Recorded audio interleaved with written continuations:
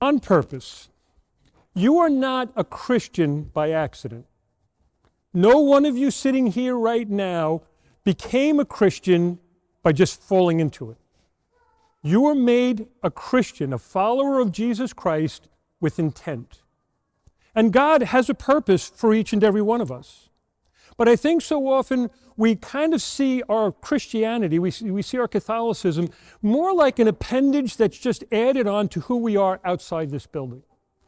And so I want to just make it clear that that is not true for any one of you.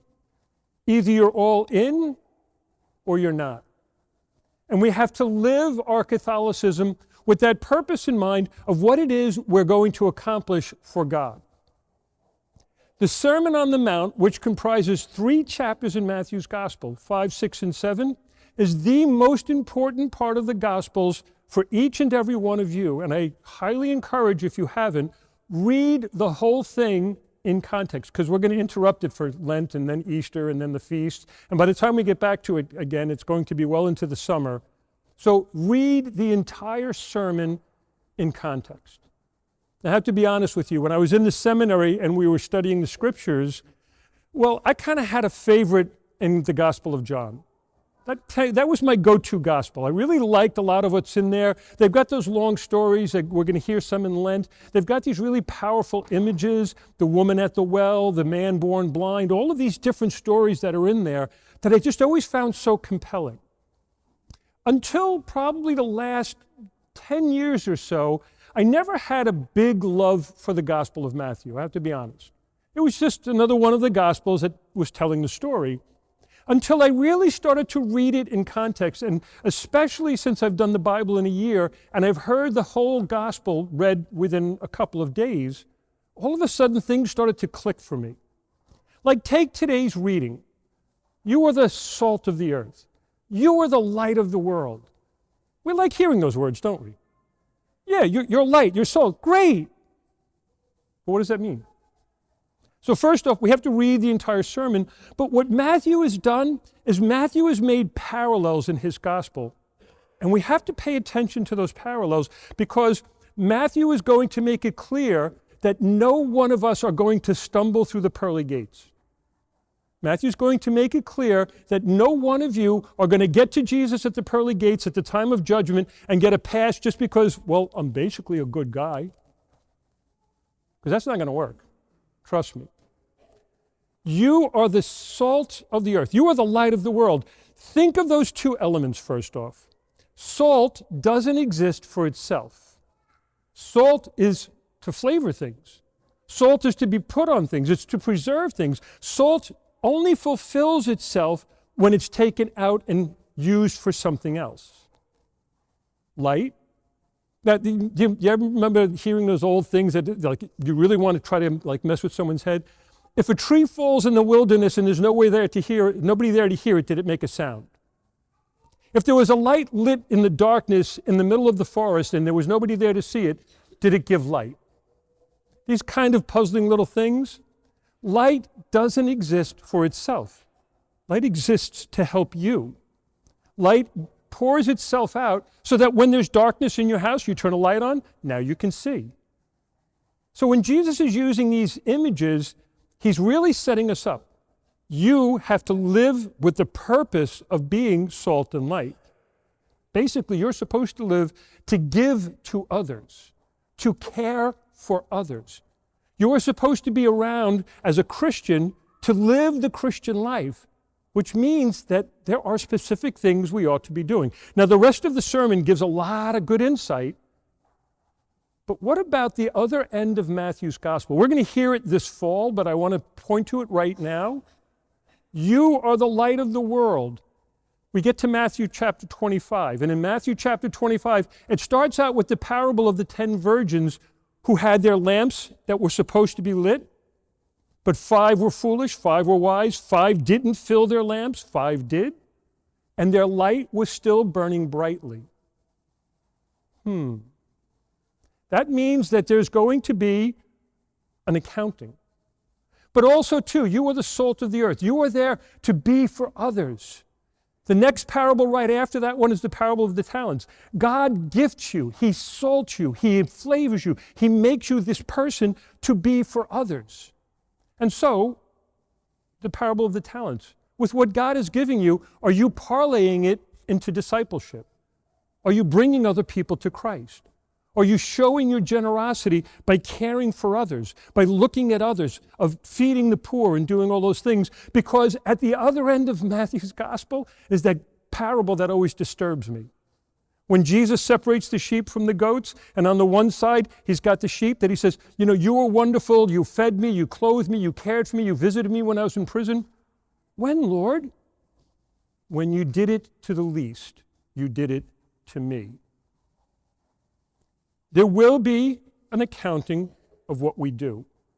And if we live our Catholicism with a purpose, then we have to understand that that purpose is to give ourselves for others.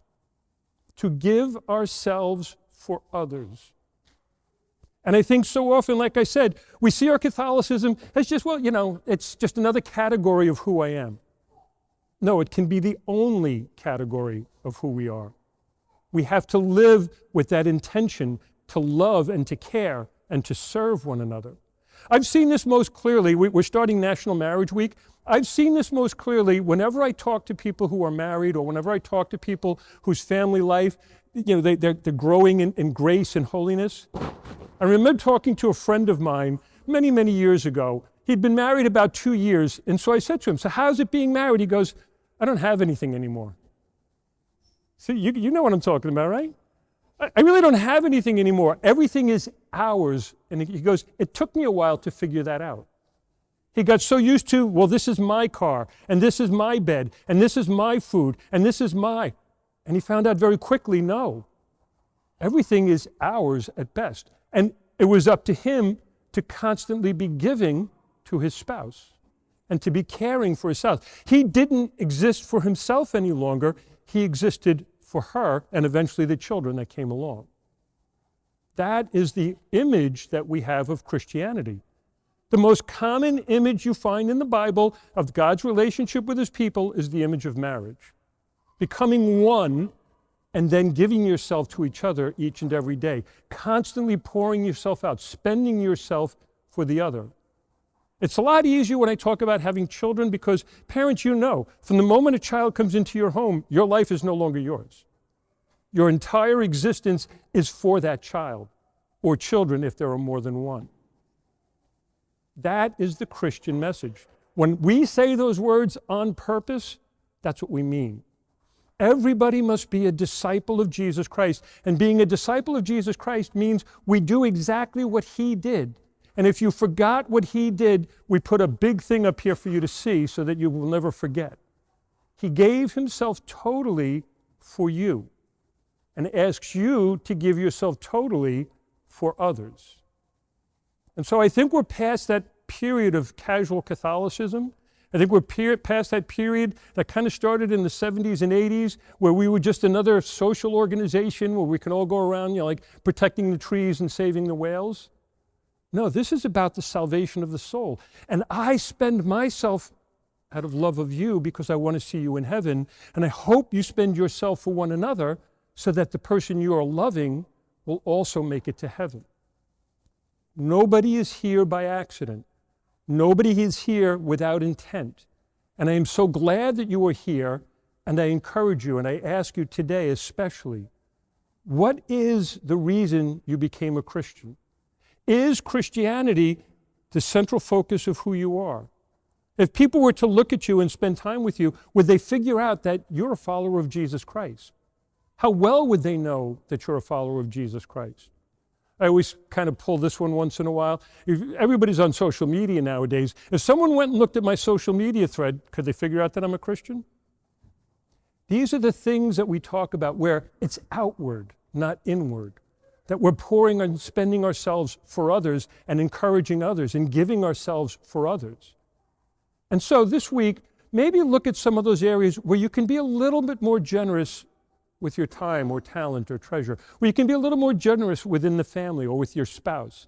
Maybe you could be a little more generous in serving somebody or helping somebody. Maybe you could be a little more generous and spending what you have for someone else. That's a challenge. And that's a real challenge because I think today especially, like my friend discovered so long ago, nothing is mine. It belongs to us all. And so we ought to be sharing what we have with others. Today, especially, I think, this culture needs us to be true Christians, full Christians, ambitious Christians, Christians on purpose. Because Christians who have a purpose are Christians who help save souls. And so go forth this week. Go forth this week on purpose, trying to live your Christian identity, trying to share yourself with others, spending yourself with others. When you think you're a little tired and someone needs your help, pick it up and go do it. That's what we do as Christians. And so my dear brothers and sisters, pray for me as I pray for you that we all can grow in our Christian identity and let that Christian identity permeate the entire world so that all will know that Jesus Christ is Lord, all will know that there is a better way, and all will know that we as Christians will be known by how we love. Love one another as Christ has loved you. God bless you.